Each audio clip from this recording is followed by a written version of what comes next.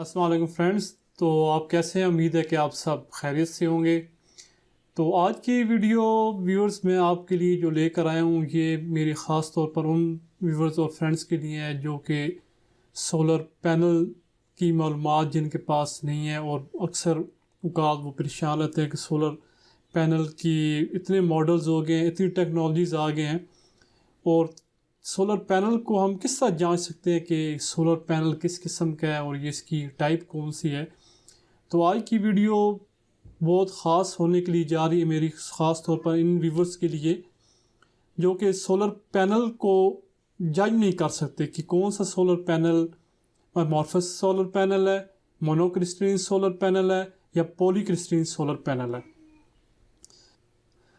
तो viewers, solar panel की जो टेक्नोलॉजीज़ हैं वो बेसिकली उसमें सोलर पैनल की दो ही किस्में हैं। एक किस्म को हम अमॉर्फस सोलर पैनल कहते हैं और दूसरी को हम क्रिस्टलाइन सोलर पैनल कहते हैं।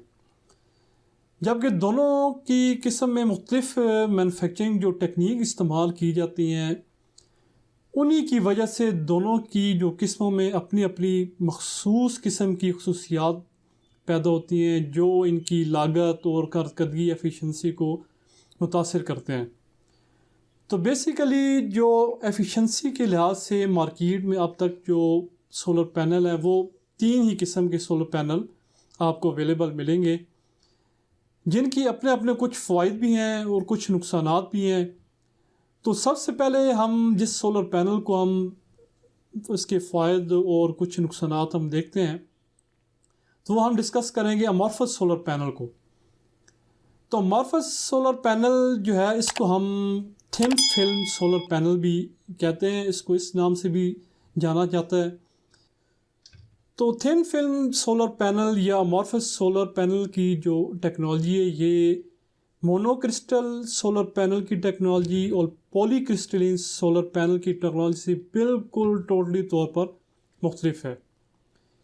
ये अमॉर्फस सोलर पैनल जो है ये एक बिल्कुल मुख्तलिफ किस्म के सिलिकॉन मटेरियल से बनाया जाता है जिसको अमॉर्फस सिलिकॉन भी कहते हैं और बाज़ दफ़ा इसको मैन्युफैक्चरिंग के लिए एक और सेमीकंडक्टर मटेरियल भी इसको इस्तेमाल करते हैं जिसको CIGS भी कहते हैं, यानी कि कॉपर इंडियम गैलियम सेलिनाइड।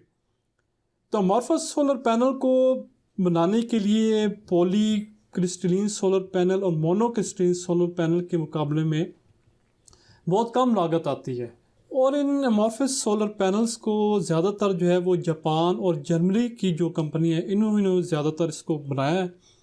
तो जापान की जिन कंपनी ने ज़्यादातर अमॉर्फस सोलर पैनल बनाया इसमें आपने कैसियो देखा होगा, कैलकुलेटर जो सोलर पैनल छोटा सा उनके ऊपर टॉप पे बना हुआ होता है, तो बेसिकली शुरू में अमॉर्फस सोलर पैनल ही उसके अंदर यूज़ किएगा। तो इसके अलावा सानियो है कंपनी, कैनिका है और सोलर फ्रंटियर कंपनी भी शामिल है इसके अंदर बनाने में। फ्रेंड, ये तो था कुछ इसकी मैन्युफैक्चरिंग का इंट्रोडक्शन, अमॉर्फस सोलर पैनल बनता कैसे है।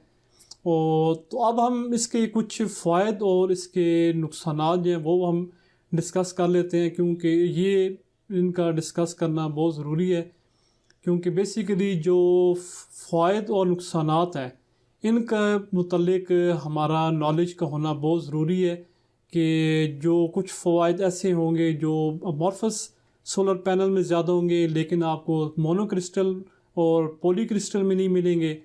कुछ नुकसानात ऐसे ज़्यादा होंगे कि जो उनमें नहीं होंगे मोनो और पॉली क्रिस्टल सोलर पैनल्स में।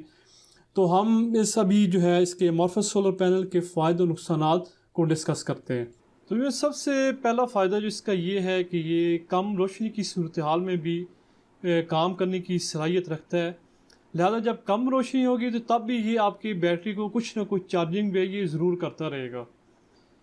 सेकंड नंबर पर जो इसका फ़ायदा ये है कि इसकी मैन्युफैक्चरिंग कॉस्ट जो है ये मोनो और पॉली के मुकाबले में बहुत कम है जिसकी वजह से पॉली और मोनो की बनिस्बत काफ़ी सस्ते हैं।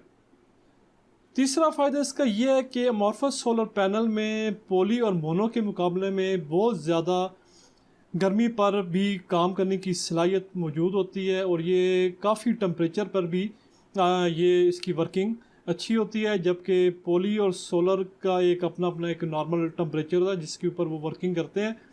इससे ज़्यादा टेम्परेचर हो जाए तो पॉली और मोनो की जो वर्किंग कैपेसिटी है वो असरअंदाज होती है। तो 4 नंबर पे इसका जो सबसे फ़ायदा ये है कि इसके अगर कुछ हिस्से पर साया हो या अंधेरा हो तो ये ख़राब नहीं होते, जबकि पॉली और मोनो में ये एक प्रॉब्लम है कि अगर आप सोलर पैनल का कुछ हिस्सा के ऊपर किसी चीज़ का शेड आ गया है, किसी दरख्त का साया आ गया है, या कोई उसका कुछ पोर्शन अंधेरे में है, तो ये चीज़ जो है सोलर पैनल को जो है ये ख़राब करने का बायस बनती है। जबकि अमॉर्फस सोलर पैनल में ये प्रॉब्लम जो है वो नहीं आता। अगर उसका कुछ हिस्सा शेड या अंधेरे में आ गया है तो उसकी वर्किंग जो है वो ठीक रहती है और उसकी कारकर्दगी भी मुतासिर इतनी ज़्यादा नहीं होती, और वो उसका कोई इलेक्ट्रिकली भी कोई इतना प्रॉब्लम नहीं आता। तो 5 नंबर पे इसका फ़ायदा ये है कि ये लचकदार होते हैं, बहुत ही फ्लेक्सिबल होते हैं। इनको जो ज़्यादातर डिफेंस में यूज़ किया जाता है, ऐसी जगह पर यूज़ किया जाता है जहाँ पर सोलर और मोनो के जो पैनल्स हैं वहाँ पर उनको नहीं ले जाया जा सकता।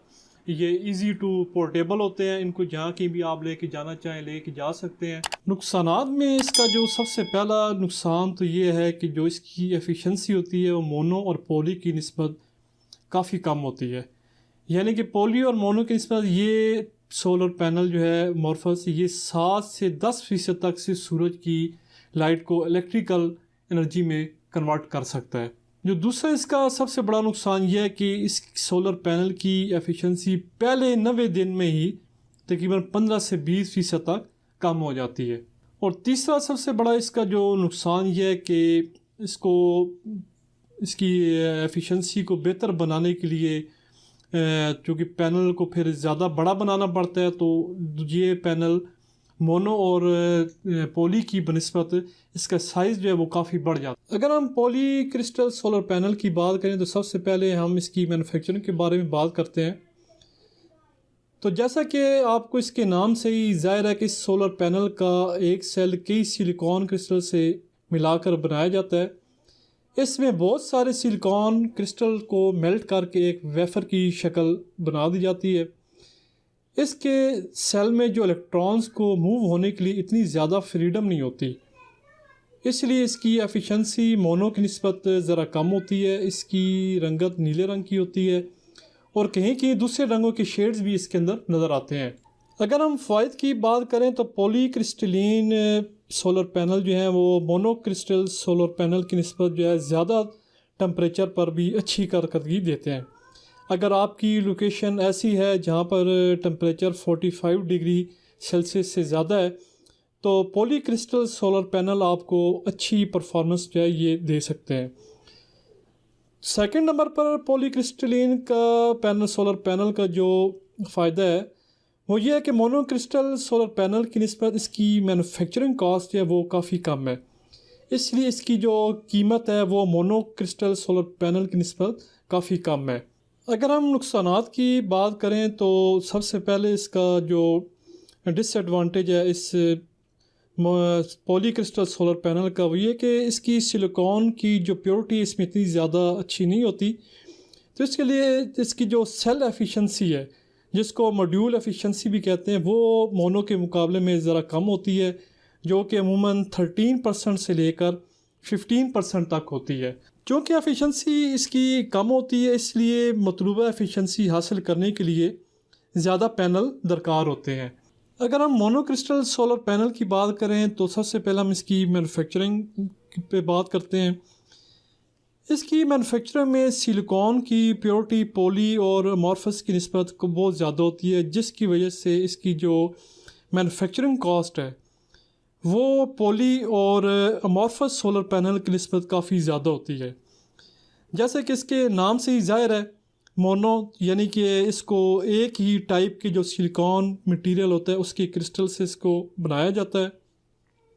क्योंकि इस पर मैन्युफैक्चरिंग कास्ट काफ़ी ज़्यादा होती है तो इसलिए इसकी जो कीमत है वो भी पॉली और अमॉर्फस के मुकाबले में ज़्यादा होती है। अगर हम फ़ायदे की बात करें तो जो इसके बाकी सब पैनल पर जो बात फोकियत देती है वो है इसकी सेल एफिशिएंसी यानी कि मॉड्यूल एफिशिएंसी। जो कि 15% से लेकर 20% तक इसकी एफिशिएंसी होती है। अभी तक सन पावर और एलजी ये दो कंपनी ऐसी जिन्होंने 21% तक इसकी जो एफिशिएंसी के सोलर पैनल बनाए हैं, और स्पेस स्टेशन में भी इनका इस्तेमाल जो है काफ़ी किया जाता है। इनकी एफिशिएंसी जो है ये काफ़ी अच्छी होती है, इसलिए मतलूबा एफिशिएंसी हासिल करने के लिए मोनोक्रिस्टलाइन के पैनल जो हैं ये पॉली की निस्बत कम ज़रूरत पड़ेंगे। अगर लाइफ स्पैन की बात करें तो पॉली और मोनो का तकरीबन लाइफ स्पैन बराबर ही होता है। जो कंपनियां अच्छी होती हैं वो तकरीबन पॉली और मोनो दोनों का 25 साल तक इसकी परफॉर्मेंस वारंटी देती हैं। मोनो का जो एडवांटेज है वो पॉली पर यह है कि ये कम रोशनी में भी पॉली की निस्बत अच्छी परफॉर्मेंस देते हैं। अगर हम नुकसानात की बात करें तो जो मैन्युफैक्चरिंग कॉस्ट है ये मोनो क्रिस्टल सोलर पैनल की बाकी दोनों की निस्बत काफ़ी ज़्यादा होती है, तो इस वजह से इसकी कीमत जो है अमॉर्फस और पॉली क्रिस्टल सोलर पैनल के मुकाबले में काफ़ी ज़्यादा होती है। सेकंड नंबर पर इसका जो डिसएडवांटेज ये है कि अगर इस पैनल पर साया या कोई और शेड आ जाए और वो मुसलसल रहे तो इसका सर्किट जो है वो ये ब्रेक भी हो सकता है। थर्ड डिसएडवांटेज इसका ये है कि अगर दर्जा हरारत टेम्परेचर बहुत ज़्यादा हो जाए तो इसकी परफॉर्मेंस जो है वो बहुत बुरी तरह मुतासिर होती है। इसलिए इसको ऐसे लोकेशन जहाँ पर टेम्परेचर 45 डिग्री से ज़्यादा हो तो वहाँ पर इसको जो है इसको डिसाइड नहीं किया जाता लगाने के लिए, वहाँ पर आप जो है पॉली क्रिस्टल सोलर पैनल ही आप लगाएं। उम्मीद है व्यूवर्स आपका इन तीनों सोलर पैनल्स के मुतल्लिक जो बेसिक कॉन्सेप्ट है वो बहुत हद तक क्लियर हो गया। मैंने बहुत कोशिश की है कि इसको आसान वर्डिंग में इन तीनों को कॉन्सेप्ट जो है वो क्लियर किया जाए। तो आप अब जब जो भी सोलर पैनल आप लेने लेंगे तो ये आपने खुद डिसाइड करना है कि आपका बजट कितना है, आपकी लोकेशन कैसी है, वहाँ पर टेम्परेचर कैसा है, सनलाइट कैसी है। तो ये बहुत सारी चीज़ें और भी फैक्टर इसके अंदर काउंट होगी। इंशाल्लाह फ्यूचर में मैं वीडियोस बनाऊंगा जो चीज़ें काउंट होती हैं सोलर पैनल की सिलेक्शन के लिए। अगर मज़ीद ऐसी इन्फॉर्मेशन जो मुझसे मिस होगी हो तो और आपके जहन में हो तो प्लीज़ कमेंट सेक्शन में ज़रूर बताइए ताकि दूसरों का फ़ायदा हो सके। अगर आपको वीडियो अच्छी लगे तो प्लीज़ लाइक ज़रूर कीजिएगा, शेयर कीजिएगा और हमारे इस चैनल को ज़रूर सब्सक्राइब कीजिएगा। बेल आइकन को ज़रूर प्रेस करें ताकि फ्यूचर में आपको हर आने वाली वीडियो का नोटिफिकेशन बर वक्त मिल सके। इंशाल्लाह हम नई वीडियो के साथ आपकी खिदमत में हाज़िर होंगे। तब तक के लिए अल्लाह हाफ़िज़।